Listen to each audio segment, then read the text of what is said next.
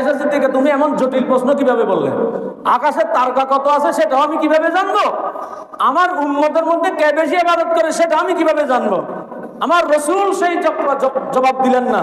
আমার রাসূল বললেন, হে আয়েশা সিদ্দিকা। একবার হযরত আবু বকর সিদ্দিক রাদিয়াল্লাহু তাআলা আনহুর মেয়ে হযরত সাইয়্যিদা আয়েশা সিদ্দিকা রাদিয়াল্লাহু আনহা, আমার নবীর বিবি, আমাদের আম্মা জান, আবু বকর সিদ্দিকের বেটি, রাসূল পাক সাল্লাল্লাহু আলাইহি ওয়াসাল্লাম এবং আয়েশা সিদ্দিকা একদিন রাত্রিবেলা ঘর থেকে বের হলেন। বের হয়ে আকাশ দেখছেন, এদিকে দেখছেন, ওদিকে দেখছেন। হঠাৎ করে হযরত আয়েশা সিদ্দিকার মনে একটা প্রশ্ন এসে গেল। আয়েশা সিদ্দিকার বিয়ে হয়েছে অত্যন্ত শিশু বয়সে। শিশু বয়সে কথাবার্তা অনেক সময় শিশু সুলভ কথা বলে ফেলেন। আয়েশা সিদ্দিকা রাসূল পাক সাল্লাল্লাহু আলাইহি ওয়াসাল্লামকে একটা প্রশ্ন করে ফেললেন, ইয়া রাসূলুল্লাহ, আসমানে যে অসংখ্য তারা, আসমানের তারা তো গণনা করা যায় না, কত তারা আছে, ঝলঝল করছে আকাশের তারাগুলি। আয়েশা সিদ্দিকা প্রশ্ন করলেন, ইয়া রাসূলুল্লাহ, এই আকাশের যে অজস্র তারা, আপনার উম্মতের মধ্যে কি এমন কোন উম্মত আছে যে উম্মতের ইবাদত আকাশের তারকারাজির সমান হবে? সুবহানাল্লাহ। প্রশ্নটা কেমন কঠিন প্রশ্ন। আপনার তাইলে এখানে কি অর্থাৎ আপনার উম্মতের মধ্যে এমন কোন উম্মত কি আছে যে উম্মতের ইবাদত হবে আকাশের তারকারাজির সমান? তাহলে বুঝতে হবে এখানে প্রশ্নটার জবাব দেওয়ার জন্য আকাশের তারা কত আছে সেগুলি জানা থাকতে হবে প্রথম। আবার উম্মতের মধ্যে কিয়ামত পর্যন্ত উম্মত যারা আসবে, রাতের অন্ধকারে তাহাজ্জুদ করে, ইবাদত বন্দেগী করে, তাসবিহ তাহলিল করে, এগুলিও জানা থাকতে হবে। তাহলে এই প্রশ্নের উত্তর দেওয়া যাবে। তাহলে এগুলি কিন্তু গায়েবের বিষয়। উম্মতরা কিভাবে ইবাদত করে না করে কোথায়, সেটা তো গায়েবের বিষয়। আর আকাশের তারকারাজি এটা তো জানা যাবে কিভাবে? কিন্তু রাসূল বলেন নাই, হে আয়েশা সিদ্দিকা তুমি এমন জটিল প্রশ্ন কিভাবে বললে? আকাশের তারকা কত আছে সেটাও আমি কিভাবে জানবো? আমার উম্মতের মধ্যে কে বেশি ইবাদত করে সেটা আমি কিভাবে জানবো? আমার রাসূল সেই জবাব দিলেন না। আমার রাসূল বললেন, হে আয়েশা সিদ্দিকা, হযরতে ওমর ফারুকের ইবাদত আকাশের তারকারাজির সমান। সুবহানাল্লাহ। তাহলে বোঝা গেল রাসূল এখন আকাশের তারকা কত আছে সেটাও জানেন, ওমর ফারুকের ইবাদত কত আছে সেটাও জানেন। সুবহানাল্লাহ। তখন আয়েশা সিদ্দিকা একটু বিব্রত বোধ করলেন। কেন? কারণ আয়েশা হচ্ছেন আবু বকর সিদ্দিকের মেয়ে। আবু বকর সিদ্দিক তো অত্যন্ত ফজিলতময়, সবচেয়ে মর্যাদাবান ব্যক্তি।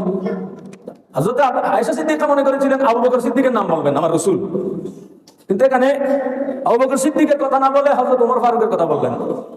এই জন্য আয়েশা সিদ্দিকা রাসূলকে জিজ্ঞাসা করলেন, ইয়া রাসূলুল্লাহ, আমি মনে করেছিলাম আপনি আমার আব্বাজান আবু বকর সিদ্দিকের কথা বলবেন। সুবহানাল্লাহ। আবু বকর সিদ্দিকের ইবাদত আকাশের তারকারাজির সমান হবে, আমি মনে করেছিলাম আপনি এই জবাব দেবেন। তবে রাসূল কি জবাব দিলেন দেখুন। রাসূল বললেন, আয়েশা সিদ্দিকা তুমি কি বলছো?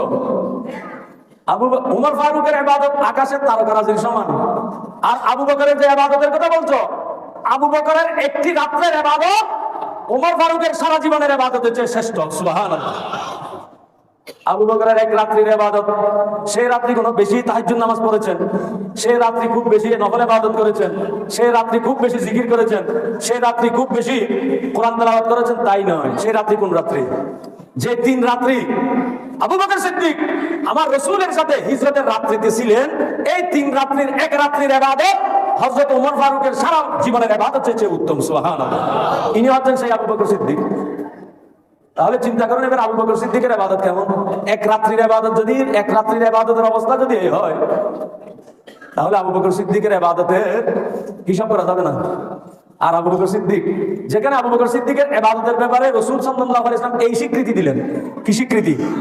আকাশে তারকারাজির সমান ইবাদত হচ্ছে ওমর ফারুকের, আর আবু বকর সিদ্দিকের এক রাত্রির ইবাদত হচ্ছে ওমর ফারুকের সারা জীবনের ইবাদতের চেয়ে বেশি। সুবহানাল্লাহ। সেই আবু বকর সিদ্দিক আল্লাহর দরবারে কিভাবে ফরিয়াদ করছেন, নিজেকে কত নগণ্য মনে করে। আবু বকর সিদ্দিক আল্লাহর দরবারে ফরিয়াদ করছেন, কাইফা হালি ইয়া ইলাহি লাইসা লি খায়রুল আমাল সুআ আমালি কাসীরান যাদু তাআতি কলিল। আবু বকর সিদ্দিক আল্লাহর কাছে বলতেন, কাইফা হালি ইয়া ইলাহি লাইসা লি খায়রুল আমাল, ইলাহুল আলামিন আমার অবস্থা কি হবে? আমার তো কোনো নেক আমল, কোনো ভালো কাজই নাই। সুবহানাল্লাহ। আবু বকর সিদ্দিকের ইবাদতের সুমার তো ইতিপূর্বে পেয়েছেন, স্বীকৃতি আমার রাসূলের পক্ষ থেকে। আর আবু বকর সিদ্দিক আল্লাহর কাছে বলছেন, ইয়া ইলাহাল আলামিন, আমার অবস্থা কি হবে? আমার তো কোনো একটি মাত্র নেক আমল নেই। সুবহানাল্লাহ। শুধু তাই নয়, তারপরে বলছেন কি, সু আমালি কাসীরান যাদু তাআতি কলিল। ইলাহাল আলামিন, আমার অনেক অনেক খারাপ কাজ আছে, অনেক অবাধ্যতামূলক কাজ আমি করেছি, আর ইলাহাল আলামিন আপনার আনুগত্যমূলক কাজ করেছি একেবারে কম। সুবহানাল্লাহ। আবু বকর সিদ্দিক আল্লাহর কাছে নিজেকে এভাবে নগণ্যভাবে উপস্থাপন করেছেন। আল্লাহ পাক রব্বুল আলামিন আমাদেরকে হযরত সাইয়্যিদুনা আবু বকর সিদ্দিক রাদিয়াল্লাহু তাআলা আনহুর প্রতি পরিপূর্ণ প্রেম, মহব্বত, ভালোবাসা, সম্মান পোষণ করার তৌফিক দান করুন। আমিন।